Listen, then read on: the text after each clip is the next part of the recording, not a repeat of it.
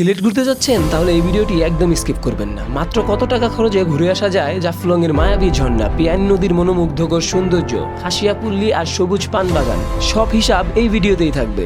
সিলেট থেকে বাস ভাড়া কত, ঝর্ণায় যেতে নৌকা ভাড়া কত, দুপুরের খাবার কত খরচ, একদম শুরু থেকে শেষ পর্যন্ত দেখাবো। তাই ভিডিওটি একদম সেভ করে রাখুন, কমেন্টে জানিয়ে দিতে পারেন সিলেটে আপনার পছন্দের জায়গা। চলুন শুরু করি সিলেটের সবচেয়ে সুন্দর একদিনের ট্যুর। দেখা হবে ঝর্ণাতে।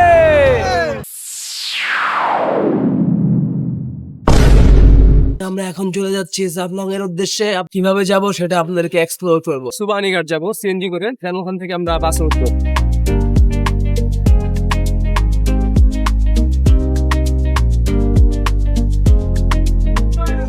আমরা এখন চলে আসছি সুবানীঘাটে। সুবানীঘাট থেকে বাসের টিকিট কাটবো। বাইক থেকে নেওয়া শেষ, জাফলং যাবো। ভাড়া হচ্ছে 150 টাকা করে পার জন, 4 জনের ভাড়া হচ্ছে 600 টাকা। অবশেষে জাফলং।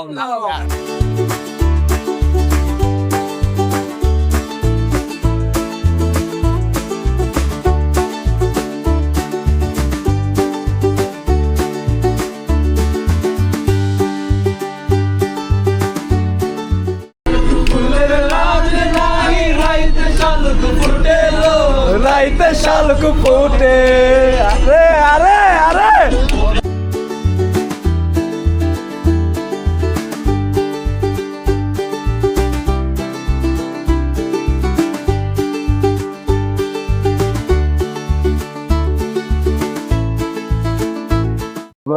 নেমে গেছি। এখন আমাদের জাফলং 0 পয়েন্টে যাওয়ার জন্য একটা অটো নিতে হবে। জাফলং বাজার থেকে এখন চলে যাচ্ছি 0 পয়েন্টে, আর এখানকার ভাড়া হচ্ছে জনপ্রতি হচ্ছে 25 টাকা করে। আমরা এখন চলে যাবো 0 পয়েন্টে। আমরা ধীরে ধীরে জাফলং এর ওই 0 পয়েন্টে, মেন 0 পয়েন্টে চলে যাবো।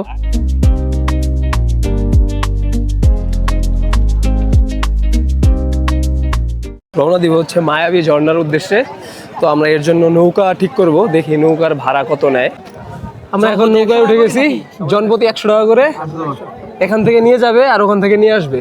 বসে আছি নৌকার উপরে, একদম মেঘালয়। এই দিক থেকে খুব সুন্দর দেখা যায় মেঘালয়, মেঘালয় খুব কাছেই। আর এই নদীটা, আমরা যে নদীটার উপর দিয়ে যাচ্ছি এখন, এই নদীটার নাম হচ্ছে পিয়াইন নদী। আর পিয়াইন নদীর সবচেয়ে বড় বৈশিষ্ট্য হচ্ছে এটা হচ্ছে একদম স্বচ্ছ জল। এই জলগুলো আসে হচ্ছে মূলত যে পাহাড়ি যে ঝর্ণাগুলো আছে, মেঘালয়ের যে ঝর্ণাগুলো আছে, এই ঝর্ণাগুলো দিয়ে পিয়াইন নদীতে পরিণত হয়েছে। আমাদের এই ঘাটে আইসা নামাই দিছে।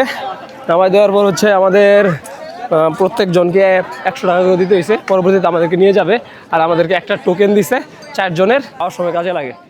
আমাদের এখান থেকে ঝর্ণা দেখা যাচ্ছে।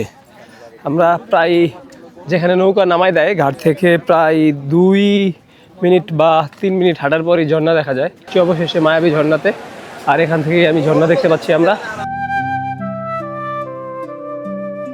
এখন আমরা একটু ঝর্ণার দিকে যাব, ঝর্ণার উপরে উঠতে পারি কিনা দেখি, ট্রাই করে।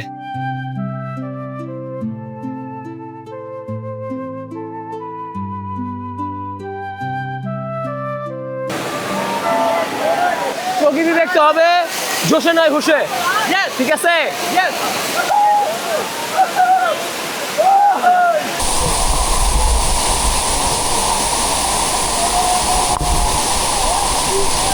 উপরে যাবো।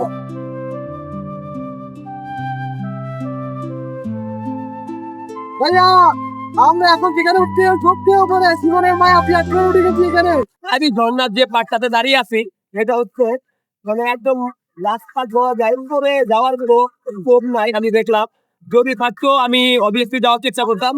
আর এখান থেকে আপনাদের ঝর্ণাটা কেমন লাগলো অবশ্যই আপনারা কমেন্টে জানাবেন। আসার সময় বা যাওয়ার সময় আশেপাশেই অনেকগুলো ইন্ডিয়ান জিনিসপত্র পেয়ে যাবেন, অবশ্যই আপনারা দামাদামি করে নেবেন। তো খাবারের জন্য আমরা এখানে চলে আসছি, এই মায়াবী ঝর্ণাতে খাবার খাইতেছি। এটা হচ্ছে গরুর মাংস। মায়াবী ঝর্ণা দেখেই এখানে এই নদীটা পার হয়ে আপনারা এদিকে একটা সোজা রাস্তা পেয়ে যাবেন। এই রাস্তার দিকে উঠলেই আশা করি মানে খাসিয়াপল্লির দিকে যেতে পারবেন। তো আমরা এখন খাসিয়াপল্লির দিকে যাব। কোথায় যাবো এখন? আমাদেরকে নিয়ে যাওয়া যাবে? চলো আগাও। ও ওকে, আমি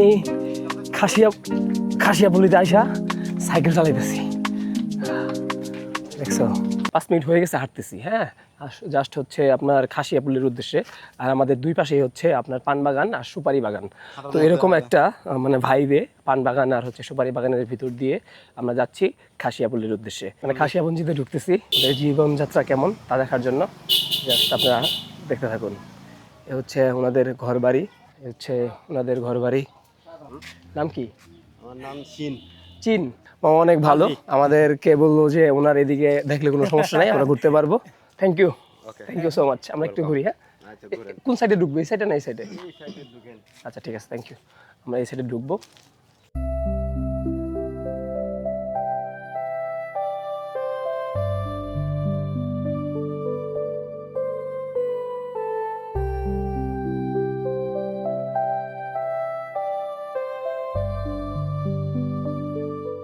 খাসিয়াপল্লী রোডে তো পান বাগানের ভিতরে ঢোকার জন্য উনি হচ্ছে পান বাগানের মালিক।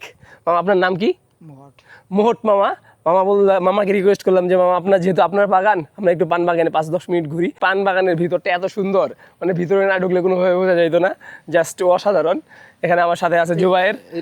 আর বেসিক্যালি হয় কি, মানে আমরা যাওয়ার সময় 2-3টা পান বাগানের মালিকদেরকে মানে বলছিলাম যে ভাই ঢোকা যাবে কিনা, কিন্তু ওনারা আমাদেরকে না বলছে। ওনার যে ছোট ভাই ছিল উনি আমাদের সাথে রয়ে গেছে, ওই যে মানে পান টেস্ট করতেছে আর উনি নিজের হাতে পানগুলা মানে ছিঁড়ে ছিঁড়ে দিচ্ছে। মানে এরকম আন্তরিক মানে আমি আমার লাইফে আর দেখি নাই। Thank you so much. এটা কি পরিমাণ প্রত্যেক মাসে আর কি করে বিক্রি করেন পান? এটা তো পানে মানে এখন বাজারজাত তো অনেক কম। এখন বাজার কম? হ্যাঁ হ্যাঁ, বাজার কম। তা মোড়া হিসাবে বিক্রি করা হয়, মোড়া হিসাবে পাইকারগুলা নিয়ে আসছে আমরা পুঞ্জিতে, যে পুঞ্জিতে দেখিয়ে আসছে পুঞ্জিতে থেকে তারা সংগ্রহ করে তারপরে বাজারে নিয়ে যায়।